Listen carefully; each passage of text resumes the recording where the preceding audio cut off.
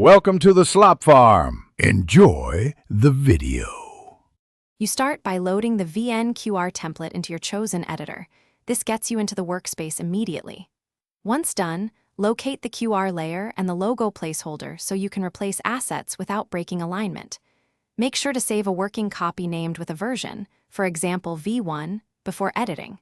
This protects the original template and lets you revert. Now confirm the URL and color values you'll use, because accurate details prevent later rescanning errors. Next, you swap in a VN-compatible QR code generated from the final URL. Do this early so you can test scalability.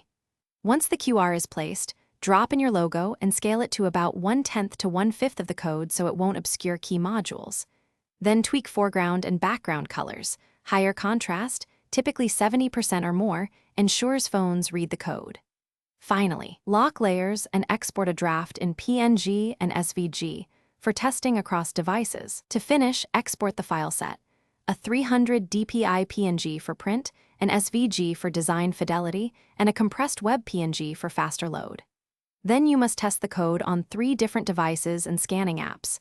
Verify it opens the exact VN destination and preserves any tracking parameters. If a test fails, troubleshoot. Increase contrast, shrink the logo, or restore the quiet zone. Those fixes usually resolve 90% of scanning issues. Save final versions and update your version log.